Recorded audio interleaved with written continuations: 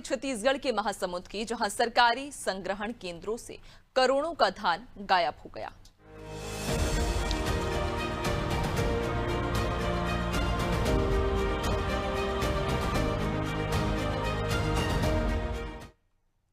तो छत्तीसगढ़ को धान का कटोरा कहा जाता है, लेकिन महासमुंद जिले के बागबाहरा धान संग्रहण केंद्र में करोड़ों के धान की शॉर्टेज का गंभीर मामला सामने आया है। खरीफ सत्र 2024-25 में समितियों से यहां 12,63,644 बोरा यानी करीब 4,98,000 क्विंटल धान की आवक हुई, जबकि रिकॉर्ड में 18,433 क्विंटल से ज्यादा की शॉर्टेज दिखाई गई, जिसे सीपेज का हवाला देकर दर्ज किया गया। औसतन 3.65% शॉर्टेज की कीमत करीब 5,71,00,000 रुपया की जा रही है। हैरानी की बात यह है कि खाद्य विभाग की सचिव द्वारा जारी निर्देशों के अनुसार 2% से अधिक शॉर्टेज पर निलंबन और एफआईआर का प्रावधान है। इसके बावजूद अब तक कोई ठोस कार्रवाई नहीं हुई। प्रशासन द्वारा सुरक्षा, परिवहन और कर्मचारियों पर भारी खर्च के बाद भी इस तरह की गड़बड़ी ने निगरानी व्यवस्था पर सवाल खड़े कर दिए हैं। ये जो इशू है अभी मेरे संज्ञान में आया है, तो आपके माध्यम से इसमें एक बार मैं अपने संबंधित जो अधिकारी हैं डीएमओ मार्केफेड उनसे रिपोर्ट लेता हूँ, और रिपोर्ट लेने के बाद यदि ऐसा उसमें फैक्चुअल कुछ पाया जाता है तो इसमें जो भी नियमानुसार कार्रवाई बनती है वो हम करेंगे और उसकी जानकारी भी आपको देते। मैंने रिकॉर्ड देखा है, उसमें 3.3% के आसपास का समिति में जो हमारे जो संग्रहण के विभाग है वहाँ दुखदायी है, और जिसके लिए उसको विभाग की तरफ से नोटिस गया है। जो खाद्य संचालक जो क्या बोलते हैं सचिव महोदय खाद्य के द्वारा जो लेटर प्राप्त हुए हैं उसके अनुसार से जो उसमें जो नॉर्म्स दिए गए हैं उसके आधार पर उनको भी नोटिस जारी किया गया है। अग्रिम कार्रवाई उसमें होगी उसके आधार पर उनको उसमें जो और कार्रवाई लिखी है उसके हिसाब से उसमें कंटिन्यू उसमें वो कार्रवाई जो हो जाएगी संबंधित के ऊपर। धान संग्रह वहाँ से उपार्जन केंद्र से हमारे पास आता है तो 17% नमी तक का धान हमारे पास प्राप्त होता है, और जो उसका वजन आता है वो धर्म काटा में तौल के हम लोग प्राप्त करते हैं। और जब वही जावक होता है तो 9 से 10 या 11% नमी रहता है, तो इसका जो ड्यूरेशन रहता है वह प्राकृतिक ह्रास होता ही है। उसके बाद दीमक है, उसके बाद मतलब कीड़े हैं और पक्षी हैं और वो कई प्रकार के क्या है।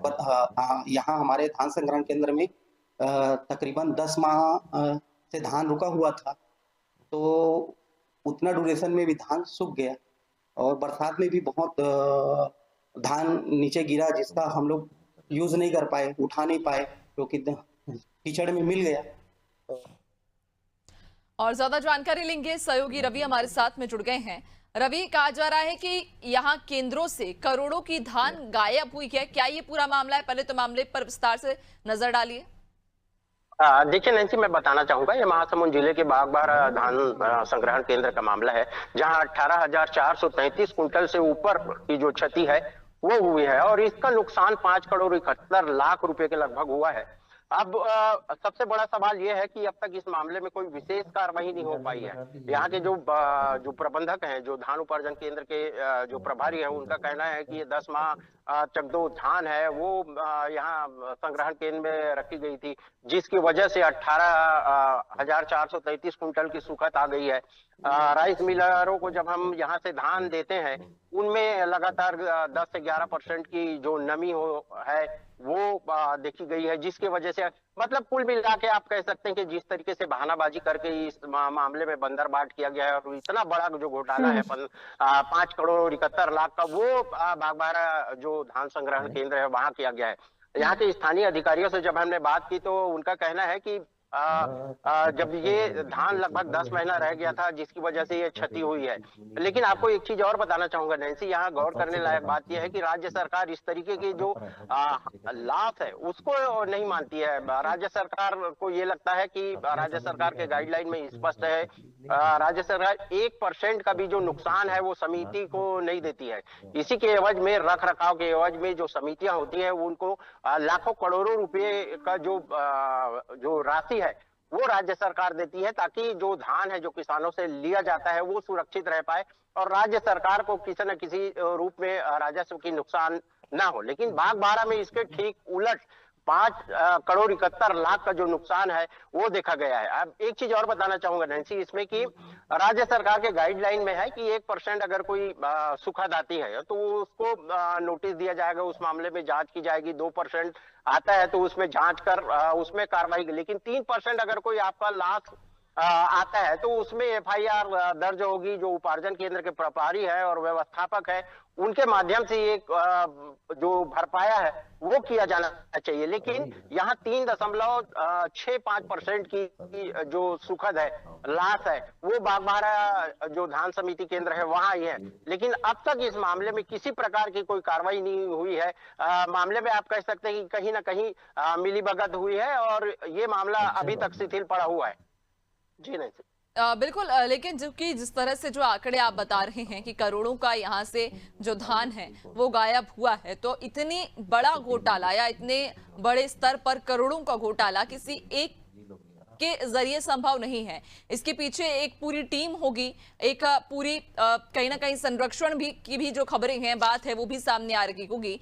तो रवि, ये भी बताइएगा कि ये जो प्रथम दृष्टया अगर हम इस पूरे मामले पर देखें तो किन की लापरवाही सामने आ रही है और क्या इस मामले पर जिम्मेदार जो है वहां के या जो संबंधित अधिकारी हैं, क्या उन तक ये खबर पहुंचाई गई, उन तक ये बात डाली गई कि किस तरह से यहाँ घोटाला किया गया, करोड़ों रुपए का बंदरबाट जो है वो राजस्व का लगाया जा रहा है सरकार को। जब उन तक ये खबर पहुंचाई गई तो उनका क्या कहना था और क्या आगे कार्रवाई की गई मामले पर?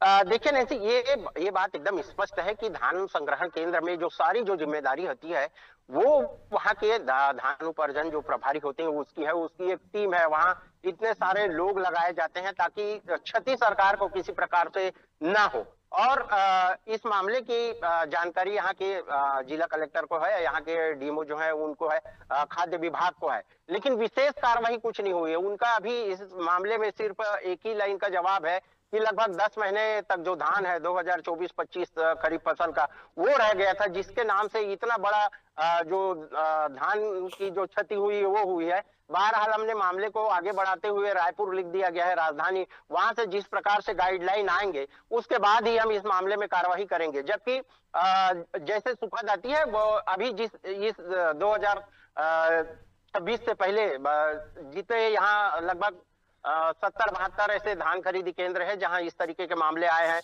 उनको नोटिस दिया गया था। 1 हफ्ते के भीतर में नोटिस का जवाब मांगा गया था। नोटिस का जवाब जितने जहां सुखद आई है उन्होंने दे दी है, लेकिन कार्रवाई एकदम जीरो है। अभी तक किसी प्रकार की कोई कार्रवाई नहीं हुई है।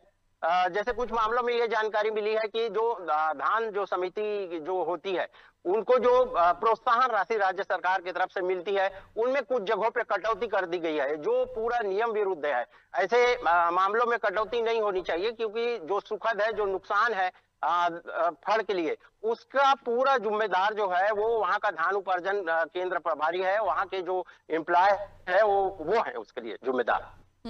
बिल्कुल, लेकिन कार्रवाई क्यों नहीं की जा रही? क्या इसके पीछे कोई तर्क सामने आया है कि जिनके द्वारा चूंकि कार्रवाई की जानी थी या संज्ञान लिया जाना था, क्या उनकी भी संलिप्तता है या फिर ये मात्र एक ढीला रवैया है कार्रवाई के लिए?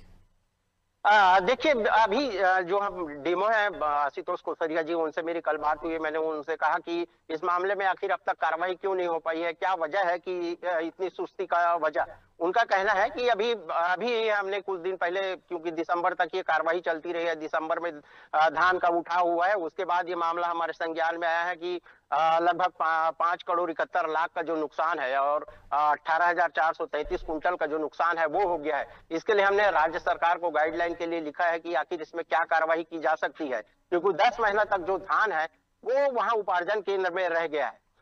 एक चीज और मैं यहाँ कोट करना चाहूंगा नैन्सी कि राज्य सरकार ने हर चीजों के लिए गाइडलाइन बना के रखा है कि धान उपार्जन केंद्र में जितने धान आएंगे उसके लिए वहां उपार्जन केंद्र के जो प्रभारी हैं वो जिम्मेदार होंगे उसके रख रखाव के लिए। वहीं धान का उठाव अगर कोई नहीं होता है उसके लिए जो मार्क फेड है वो जिम्मेदार है। अब ये देखना है कि राज्य सरकार किस तरीके से इस मामले में एक्शन लेती है, यहाँ के जिला जो कलेक्टर हैं वो किस तरीके से एक्शन लेते हैं और इस मामले में इतनी बड़ी जो क्षति है उसकी भरपाई किन से करते हैं।